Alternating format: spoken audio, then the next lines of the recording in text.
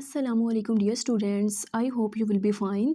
तो जैसा कि आप जानते हैं कि हम पंजाब टेक्स्ट बुक बोर्ड की जो न्यू बुक है ये हमने स्टार्ट किया। हम प्रीवियस लेक्चर में टॉपिक 1.1 स्टडी कर चुके हैं। आज हमारा टॉपिक है topic 1.2, relation of biology with other sciences. के अदर साइंसेस के साथ बायोलॉजी का क्या रिलेशन है।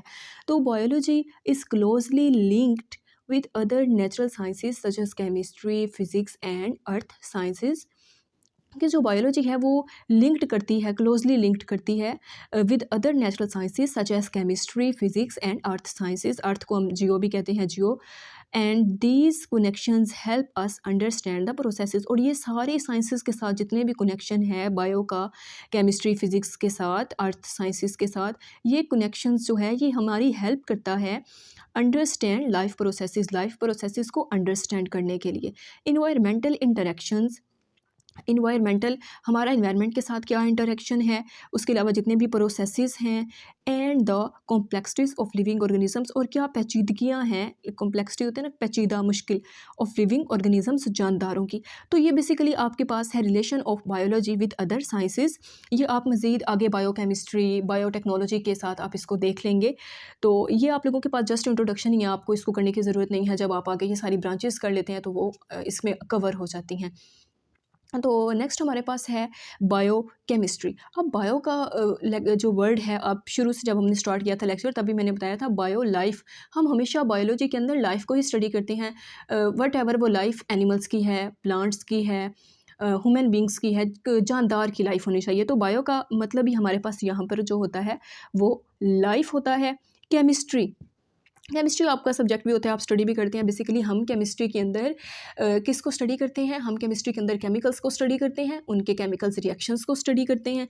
तो bio chemistry is the study of, bio chemistry एक स्टडी है हमारे पास किसकी, of the structure and reactions of different chemical substances present in living systems. अब लिविंग सिस्टम क्या है, लिविंग ऑर्गेनिजम्स के अंदर के सिस्टम का लिविंग कहते हैं, लिविंग सिस्टम कहते हैं। जैसा कि हमारे अंदर हम लिविंग है तो हमारे अंदर सिस्टम है, डाइजेस्टिव सिस्टम, स्टमक जो परफॉर्म कर रहा है वो एक सिस्टम है, ब्लड सर्कुलेटरी सिस्टम जो हार्ट परफॉर्म करवा रहा है, रेस्पिरेटरी सिस्टम जो हमारे लंग्स परफॉर्म करवा रहे हैं। प्रेजेंट इन लिविंग सिस्टम, यह क्लियर हुआ। उसके बाद है other different chemical substances, reaction of different chemical substances and structure. Structure साख्त को कहते हैं, जैसे कि हमारे स्टमक हमारा एक स्ट्रक्चर है, लंग्स एक स्ट्रक्चर है। And reactions of different chemical substances, different chemical substances जो हैं हमारे पास, ये हमारे पास हमारे कार्बोहाइड्रेट्स, प्रोटीन्स, लिपिड्स। तो स्टूडेंट्स ये आप लोग देख सकते हैं chemical substances, carbohydrates, proteins, lipids and nucleic acids, ये सारे केमिकल्स हैं जो हमारी बॉडी में पाए जाते हैं। तो ये बायोकेमिस्ट्री से हम इसको रिलेट करते हैं। कार्बोहाइड्रेट्स एनर्जी का सोर्स होते हैं, प्रोटीन्स हमारी लाइफ में बहुत अहमियत के हामिल होती हैं। इवन कि हमारे नेल्स, हमारे हेयर्स प्रोटीन से मिलके बने होते हैं, हमारी स्किन प्रोटीन से मिलके बनी होती है। प्रोटीन्स हमें दूध से, एग से, मीट से, अंडा वगैरह, गोश्त, इन सब चीज़ों से हासिल होती हैं। लिपिड्स हमारे पास बेसिकली फैट्स होते हैं, और एंड न्यूक्लिक एसिड आरएनए और डीएनए वगैरह के अंदर पाए जाते हैं। The study of chemical reactions of photosynthesis and respiration are the examples of the biochemistry. तो यहाँ से यहाँ तक तो आपके पास होगी डेफिनेशन, और उसके बाद ये आपके पास है एग्जाम्पल। एग्जाम्पल है कि स्टडी केमिकल रिएक्शंस की, फोटोसिंथेसिस की और रेस्पिरेशन, ये जो हमारे पास रिएक्शंस है ये एग्जाम्पल है बायोकेमिस्ट्री की। बायोकेमिस्ट्री के एग्जाम्पल कैसे हैं बच्चों, इसके अंदर हमारे पास बेसिकली केमिकल्स होंगे, केमिकल्स की सूरत में हम उसको देखते हैं। तो फिर हमारे पास क्या होगा, रिएक्शन होगा। अब फोटोसिंथेसिस अगर मैं आपको बताती चलूँ तो फोटो का मतलब ही क्या होता है, ये जो लफ्ज़ फोटो है इसका मतलब ही क्या होता है, लाइट, और सिंथेसिस का मतलब होता है तैयारी, प्रिपरेशन। और ये दो लफ्ज़ से मिलके बना है photo, light, synthesis, preparation. Light की प्रेजेंस में तैयारी करना, किसकी, खुराक की प्रिपरेशन करना, खुराक को तैयार करना in the presence of light. और बेसिकली जो हमारे पास फोटोसिंथेसिस है ये दिन के वक्त होती है, सुबह 6 बजे से लेके 6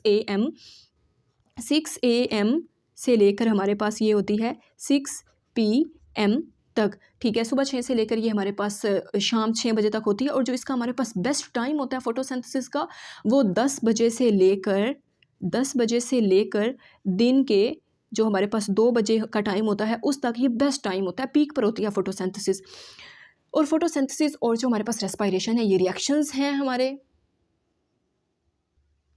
तो आप देख सकते हैं बच्चों, photosynthesis in the presence of light होती है हमारे पास। बेसिकली इसमें क्या होता है कि कार्बन डाइऑक्साइड और वाटर के मिलने से in the presence of light, in the presence of light, light की प्रेजेंस में हमारे पास ये हो रहा होता है और क्या बन रहा होता है, ग्लूकोज बन रहा होता है, ग्लूकोज बन रहा होता है। अब रेस्पायरेशन जो है ना, बेसिकली रेस्पायरेशन में इसी ग्लूकोज की ब्रेक डाउन होती है। रेस्पायरेशन में हमारे पास क्या होता है, इसी ग्लूकोज की ब्रेक डाउन होती है। ये देखिए ब्रेक डाउन ऑफ ग्लूकोज, यही ग्लूकोज आके कार्बन डाइऑक्साइड और वाटर में और एनर्जी में जाके चेंज हो गया है। और आप ये ज़रूर देखें कि फोटोसिंथेसिस ज़्यादातर प्लांट्स में होती है, बल्कि प्लांट्स में फोटोसिंथेसिस होती है, रेस्पायरेशन प्लांट्स में भी होती है, एनिमल्स में भी होती है, ह्यूमन बींग्स में भी जो रेस्पायरेशन, तो जो हमारे पास रेस्पायरेशन है ज़्यादातर प्लांट्स के अंदर हो रही होती है।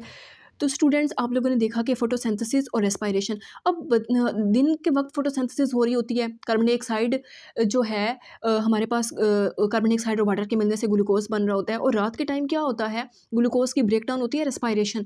अब जब फोटोसिंथेसिस तो होती है दिन के वक्त, अब रात के वक्त क्या होता है कि फिर प्लांट्स कार्बन डाइऑक्साइड को यूज़ करते हुए और कार्बन डाइऑक्साइड को यूज़ करते हुए जो ग्लूकोज बना रहे होते हैं वो तो नहीं बनता, ग्लूकोज बना के तो फोटोसिंथेसिस में ही तो प्लांट्स में अपनी फूड तैयार करनी होती है। तो ऐसा प्रोसीजर स्टॉप हो जाता है 6 बजे के बाद, जब सूरज लाइट नहीं रहती, सूरज ग़रूब हो जाता है, तो ये प्रोसीजर स्टॉप हो जाता है। उसके बाद हमारे पास रेस्पायरेशन शुरू हो जाती है। वैसे अगर हम अपनी ह्यूमन बींग्स के अंदर रेस्पायरेशन देखें तो हम ऑक्सीजन को अंदर हम कार्बन डाइऑक्साइड को अंदर लेकर जा रहे होते हैं, ऑक्सीजन को हम कार्बन डाइऑक्साइड ऑक्सीजन जो है उसको कार्बन डाइऑक्साइड को एक्सहेल करते हैं, ऑक्सीजन को हम इनहेल करते हैं, ठीक है।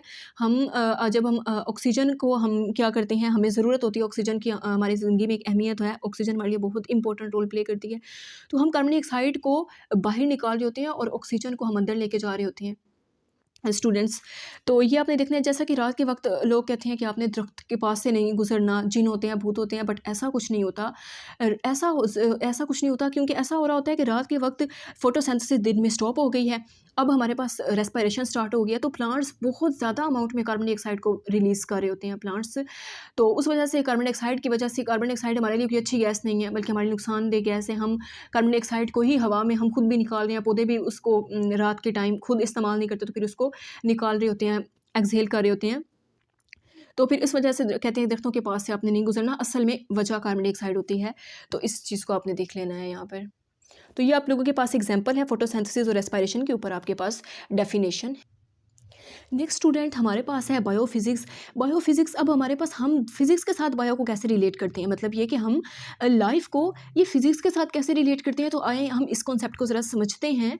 It deals with the study of principle of physics, principles of physics, असूल। प्रिंसिपल्स हम किसको कहते हैं बच्चों, स्टूडेंट्स, हम कहते हैं असूल को। हम इसमें फ़िज़िक्स के असूल को स्टडी करते हैं, पढ़ते हैं। विच अप्लाई टू बायोलॉजिकल प्रोसेसेस, के विच मतलब कैसे वो बायोलॉजिकल प्रोसेसेस पे अप्लाई हो रहे हैं, बायोलॉजिकल प्रोसेसेस में किस तरीके से अप्लाई हो रहे हैं। Biological processes, muscles, bones, joints की मूवमेंट्स, इससे हम ये होता है इसमें। तो ये आप लोगों के पास है यहाँ से डेफिनेशन, ये आपने कर लेनी है। साथ में आपके पास है एग्जाम्पल।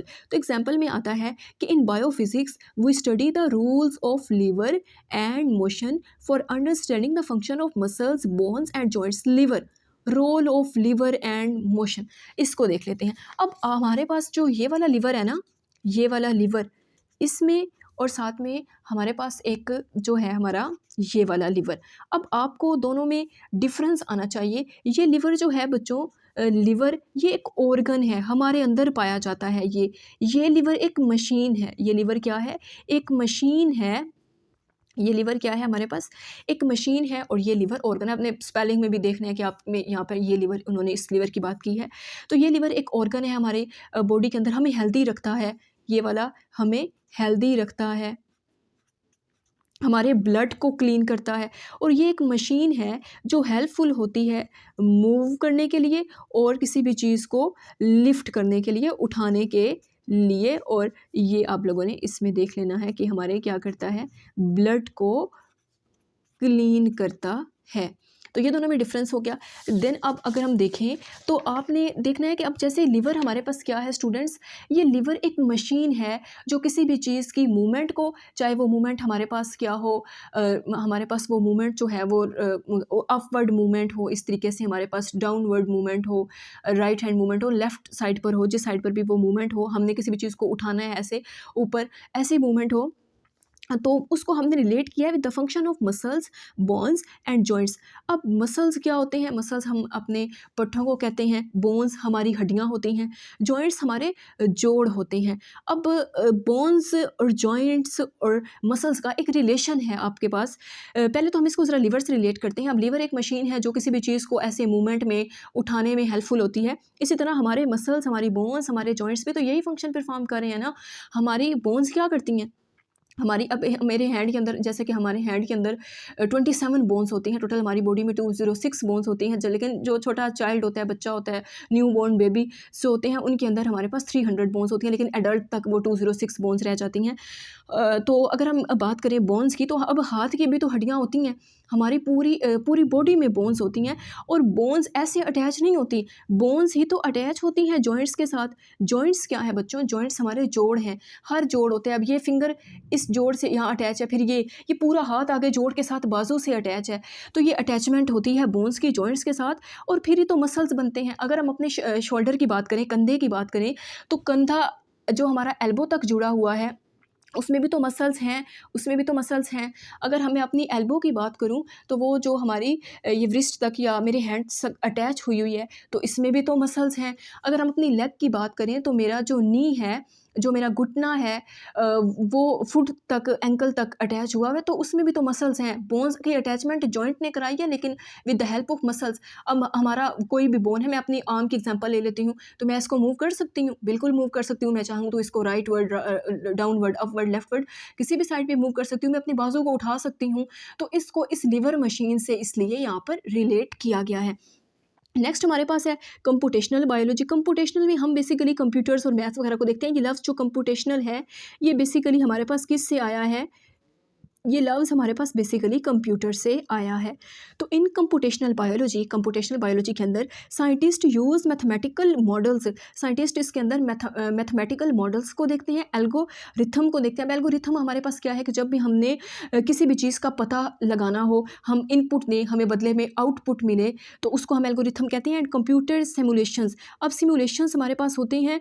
सिमुलेशंस का मतलब है हमारे पास किसी भी चीज़ का कोई मॉडल, कोई presentation, to understand the biological system, understand करने के लिए, समझने के लिए बायोलॉजिकल सिस्टम्स को एंड रिलेशनशिप्स को, बायो के सिस्टम्स, रिलेशनशिप्स को समझने के लिए in the form of mathematical models, algorithm, computer के मॉडल्स, कंप्यूटर के सिमुलेशंस के अंदर, क्योंकि हर चीज़ में मॉडल होते हैं। अब बायो में भी बहुत सारे लोक एंड की मॉडल हमारे पास, मेंडलीव के है, हमारे पास है मेंडल के मॉडल हैं। केमिस्ट्री में हमारे पास मेंडलीव ने पीरियोडिक टेबल दिया। तो मॉडल्स बहुत सारे हमारे पास हर सब्जेक्ट में होते हैं, मैथ्स में होते हैं, कंप्यूटर्स में होते हैं। उससे किस तरीके से रिलेट किया गया है, तो यहाँ तक तो आपकी होगी students definition.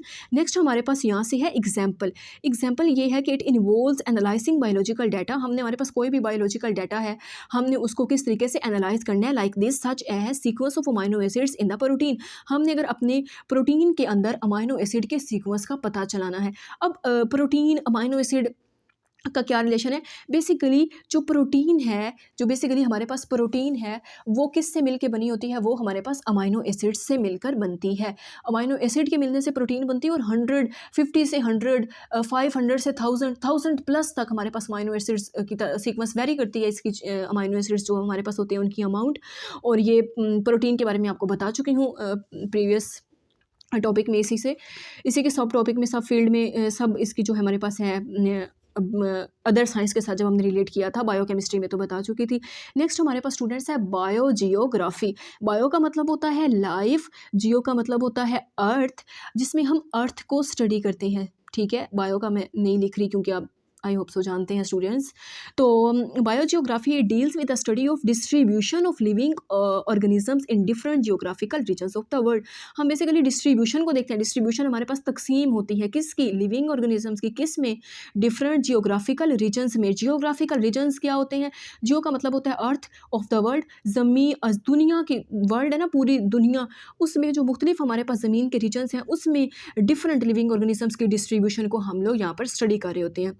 The influence of climate change. Climate change, climate change को मैं आपको बताती हूँ। On the distribution of organism is also studied biogeography. हम बायोजियोग्राफी में स्टडी कर रहे होते हैं डिस्ट्रीब्यूशन ऑफ ऑर्गेनिज्म की किसके बिहाफ पर, क्लाइमेट चेंज के। आप इसकी एग्जांपल ने यहाँ पर लिखी है स्टूडेंट्स, तो मैं आपको एग्जांपल बता देती हूँ, अगर आप लिखना चाहें तो आप लिख सकते हैं इसमें। तो आप लोगों के पास इसमें हमारे पास आ जाते हैं पोलर बियर की, आप इसमें एग्जांपल ले सकते हैं। तो ये जो इसको हम बर्फ़ानी रीछ भी कहते हैं, ये बर्फ़ानी रीछ जो हमारे पास होते हैं ये बेसिकली जो हमारे पास आर्टिक है उसमें पाए जाते हैं। यानी कि मैं आपको अगर आसान लफ्ज़ में बताऊं तो रशिया कनाडा वगैरह में पाए जाते हैं। अब रशिया कनाडा बड़े सर्द इलाके होते हैं, और ये जो बियर्स होते हैं ये बिल्कुल इनके ऊपर एक फ़र होती है जो हमारे पास वाइट कलर की होती है, और बर्फ़ भी वाइट कलर की होती है, स्नो भी वाइट कलर की होती है, तो बिल्कुल पता ही नहीं चलता उसमें। इनकी स्किन भी ऐसी होती है, बट वो फ़र इनको बहुत हेल्पफुल होती है, एक ठंडे माहौल में, एक ठंडे क्लाइमेट से इनको बचाती है, इनको गर्म रखती है, हॉट रखती है। लेकिन जैसे जैसे क्लाइमेट, अब देखें कोई भी स्पीशी है तो वो अपने आप को क्लाइमेट चेंज के अकॉर्डिंग होती है। तो इनके जो पॉज होते हैं, हम इनके फुट तो नहीं कहेंगे, इनमें पॉज होते हैं। तो इनके जो फुट होते हैं या पॉज होते हैं हमारे पास पोलर बियर्स के, तो वो भी इस तरीके से होते हैं कि वो स्नो पर चल सकते होते हैं। अब हम अपने पाँव के साथ स्नो या बर्फ़ पे तो नहीं चल सकते, हमें ऐसे शूज़ इस्तेमाल करने पड़ते हैं। तो इनके पास ऐसे पॉज होते हैं, ऐसी फ़र होती है, ऐसी ऐसी फीड होती है, ऐसी खुराक होती है जो ये खाते हैं। ये फैट्स खाते हैं, बाज़ औक़ात ये हमारे पास सीड्स वगैरह को खा रहे होते हैं। तो ये इनकी बड़ी एक आप समझ रहे हैं कि हॉट थोड़ी इस तरह टाइप की डाइट होती है, फैटी थोड़ी डाइट होती है, ताकि ये अपने आप को उस क्लाइमेट चेंज का इनके ऊपर जो भी इन्फ्लुएंस है उससे बचाते हैं ख़ुद को। इस तरीके से अपने आप को अडॉप्ट कर लेते हैं कि किसी किस्म का क्लाइमेट चेंज का जो इन्फ्लुएंस है वो इसके ऊपर ना हो। तो ये आपके पास एग्जांपल थी। इस तरीके से हम बायोजियोग्राफी में स्टडी कर रहे होते हैं स्टूडेंट्स। तो नेक्स्ट हमारे पास है biostatics. Bio means life and statics means का मतलब होता है स्टैटिक। हम किसी भी साकिन चीज़ को कहते हैं जो मूवमेंट नहीं कर सकती होती, जो मूवमेंट नहीं कर सकती, जो हरकत नहीं कर सकती। It deals with the principles of statics. आप इसमें स्टैटिक्स के प्रिंसिपल्स को स्टडी करते हैं, डील करते हैं। To analyse and interpret data related to living organisms. Data को एनालाइज करने के लिए, उसको इंटरप्रेट करने के लिए जो लिविंग ऑर्गेनिज्म से रिलेट है। मैं आपको आपको एक चीज़ यहाँ पे आपके क्लियर करती चलूँ कि एनालाइज और इंटरप्रेट का क्या मतलब होता है। एनालाइज का मतलब होता है कि मेरे पास कोई डाटा है ना, मैंने उसको छोटे छोटे पार्ट्स में डिवाइड कर लिया। और इंटरप्रेट का क्या मतलब होता है, इंटरप्रेट का मतलब होता है कि फिर हमने जो है जो हमने डाटा जो है उसके छोटे छोटे पार्ट्स में जिसको डिवाइड किया, उसकी सिग्निफिकेंस को देखना, उसकी सिग्निफिकेंस को देखना रिलेटेड टू लिविंग ऑर्गेनिजम्स। इसके मैं आपको एक एग्जांपल यहाँ पे दे देती हूँ। स्टूडेंट्स, एग्जांपल देने का मकसद ये होता है कि आपका टॉपिक हर लिहाज से, हर हवाले से क्लियर हो, आपके सारे कॉन्सेप्ट्स क्लियर हो। क्योंकि जब आपके कॉन्सेप्ट्स क्लियर होते हैं तो फिर आपको लेक्चर ईजी लगने लगता है, समझ आती है, तो आप उसको जल्दी से कवर कर लेते हैं। लेट्स सपोज हमारे पास क्या है कि ये एक मैंने ग्राफ ले लिया, ठीक है, ये एक मैंने ग्राफ ले लिया, ये एक्स एक्सिस, ये वाई एक्सिस। तो यहाँ पर क्या है, मेरे पास एक टेम्परेचर है, क्या है, एक टेम्परेचर है। तो अगर हम उसकी मैं बात करूँ ना, एनालिसिस, ये क्या है, टेम्परेचर है। इस पॉइंट पर आकर टेम्परेचर जो है वो बिल्कुल पीक पर है, पहले डाउन था, फिर अपवर्ड हुआ, फिर डाउन हुआ। तो ये क्या है, एक मेरे पास हम कह सकते हैं एक मैंने एनालाइज किया टेम्परेचर को। लेकिन क्या हुआ कि हमारे पास कुछ टाइम के बाद जो क्या होगा, वो टेम्परेचर बढ़ जाएगा। अब यानी कि जैसे जैसे वेदर चेंज हुआ टेम्परेचर बढ़ गया। जैसे सर्दियों में टेम्परेचर कम था, गर्मी अचानक आई तो टेम्परेचर जो है वो बढ़ गया, टेम्परेचर क्या हो गया, इंक्रीज़ हो गया। तो पहले मैंने एनालाइज़ किया ना कि टेम्परेचर एनालाइज़ किया मैंने कि अच्छा टेम्परेचर है, पहले जो है वो बिल्कुल लोवेस्ट है। फिर हमने उसकी सिग्निफिकेंस को देखा, अच्छा गर्मी आई है, मौसम चेंज हुआ है, क्लाइमेट चेंज हुआ है, तो टेम्परेचर जो है वो बढ़ गया है। तो ये उसकी हमने जो हमारे पास डाटा था हमने उसको समझा, उसको इंटरप्रेट किया। बेसिकली मैंने एनालाइज़ किया और उसको इंटरप्रेट किया। इस ग्राफ के ज़रिए मैंने आपका ये वाला कॉन्सेप्ट क्लियर कर दिया होगा, आई होप सो। तो आप लोग यहाँ पे देखें तो biostatistics plays a crucial role in biological research. अब लफ्ज़ क्रूशियल, जो यहाँ पे हमारे पास वर्ड क्रूशियल आया है, बेसिकली क्रूशियल का जो मतलब है वो है इम्पोर्टेंट। क्रूशियल का मतलब होता है अहम, लॉजिकल, क्रिटिकल। रोल प्ले कर रहा है हमारे पास बायोस्टैटिक्स बायोलॉजिकल रिसर्च में। बायो का मतलब होता है लव्स, लॉजिक हम किसी भी स्टडी को कहते हैं, रिसर्च भी हम किसी भी चीज़ की इन्वेस्टिगेशन को कहते हैं, किसी भी चीज़ के पता चलाने को कहते हैं। Health care health care centres हमारे पास ऐसे बनाए जाते हैं। हेल्थ केयर का मतलब है कि यहाँ पर अगर हम अपने आस-पास में देखें तो हमारे पास ऐसे हेल्थ केयर सेंटर्स होते हैं जो हमें हमारी हेल्प कर रहे होते हैं, हमें बीमारियों से बचा रहे होते हैं, हमें उससे मुतल्लिक हमें जो है वो प्रिजर्वेशंस हमें दे रहे होते हैं, प्रिस्क्रिप्शंस दे रहे होते हैं, हमें कैसे उनसे महफूज रहना है वो उसके बारे में हमें प्रिजर्वेशंस दे रहे होते हैं।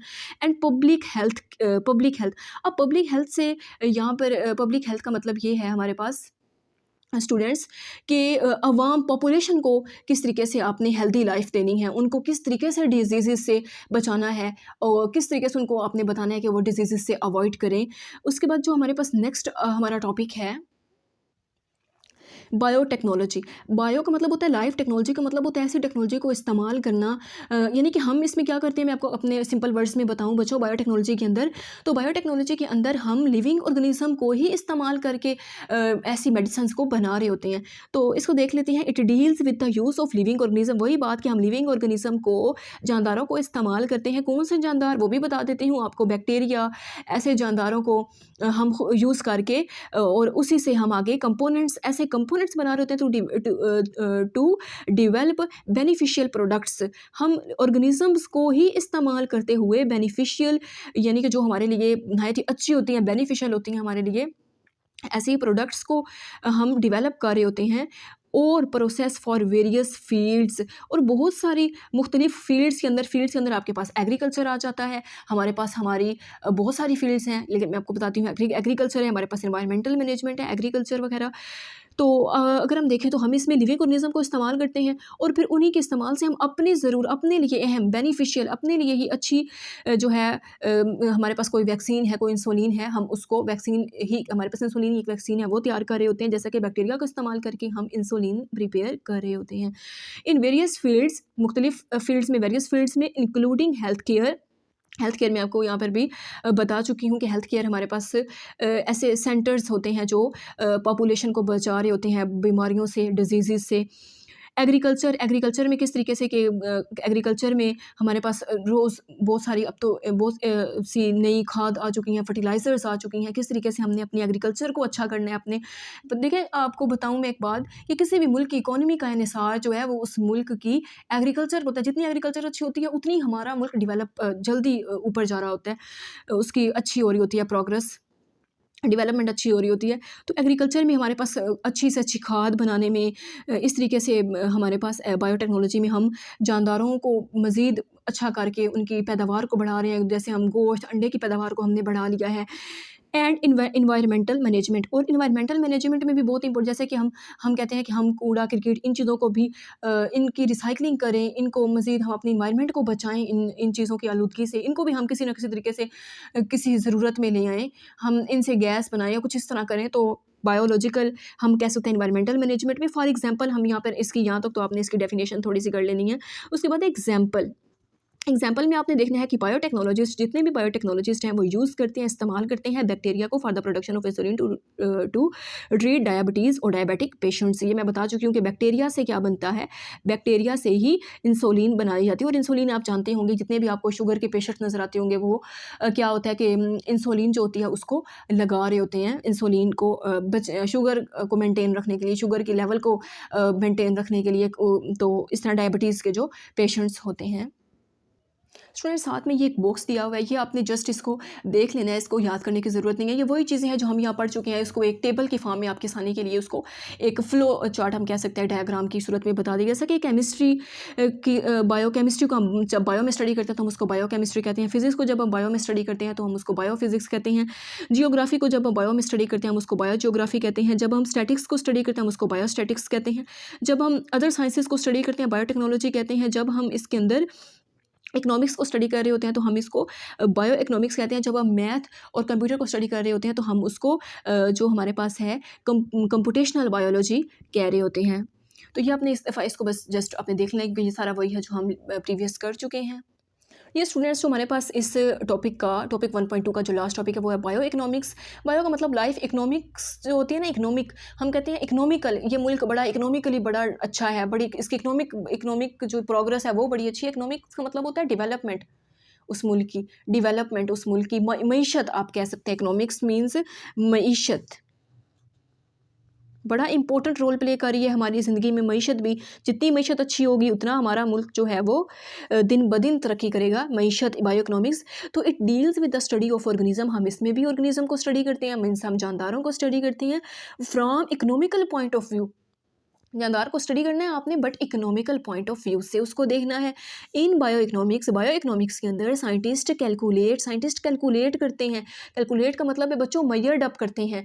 कैलकुलेट का मतलब है उसका अंदाज़ा लगाते हैं cost and profit of biological projects का, कि जो हमने बायोलॉजिकल प्रोजेक्ट्स शुरू किए थे उनका क्या कॉस्ट है, उनकी क्या प्रॉफिट है। देखें ना, कॉस्ट एंड प्रॉफिट से मतलब ये हुआ कि अगर लेट्स सपोज हमने बाज़ार से हमने कोई भी चीज़ बाय की है तो वो हमारी कॉस्ट थी। अगर हमने उस चीज़ को सेल आउट किया है, उसको बेचा है, तो हमें उस चीज़ ने कितना प्रॉफिट दिया है, आया हमें कुछ प्रॉफिट हुआ भी है उससे या नहीं हुआ। तो ये इकोनॉमिक्स जो हमारे मुल्क की इकोनॉमी है ना, इकोनॉमी जो मईशत है उसमें बड़ा ही एक इंपॉर्टेंट रोल प्ले कर रही होती है हमारी इकोनॉमिक कल हमारी मईशत में। तो हम इस जैसे हम कोई साल हर साल गंदम की फसल या चावल की फसल, कोई भी फसल होती है, हम देखते हैं कि इकोनॉमिकली उसने हमें कितना फ़ायदा दिया है। हम उनको एक्सपोर्ट करते हैं, कुछ चीज़ों को हम इंपोर्ट करते हैं। एक्सपोर्ट इंपोर्ट एक्सपोर्ट, ये आपने चीज़ें देखी होंगी। जो हमारे पास हमारी मुल्की दरामदात हैं, उस तरीके से हम देखते हैं कि हमें इस चीज़ का कितनी हमने इसकी प्रॉफिट हुआ है, हमें इसकी क्या कॉस्ट थी। Production of new varieties of crop, साफ बात है जितनी हमारे पास हम अच्छी से अच्छी न्यू वराइटीज़ की क्रॉप्स लेकर आए होंगे तो उतना ही हमें उनका फ़ायदा होगा। तो बायोटेक्नोलॉजी बड़ी हेल्पफुल है इन चीज़ों में। न्यू वैराइटीज़ आ रही हैं हमारे पास क्रॉप्स की, हर चीज़ की। जैसा कि हमारे पास शुगर केन है, गन्ना है, चावल है, तो कोई भी हमारे पास फसल है तो उसकी हमारे पास जो है वो एक न्यू वैराइटीज़ आ रही हैं। तो डियर स्टूडेंट्स, यहाँ पर हमारा लेक्चर होता है ख़त्म। तो आई होप सो अगर आपको आज का लेक्चर अच्छा लगा होगा, और लास्ट पर आप वीडियो को लाइक और चैनल को सब्सक्राइब करना मत भूलिएगा।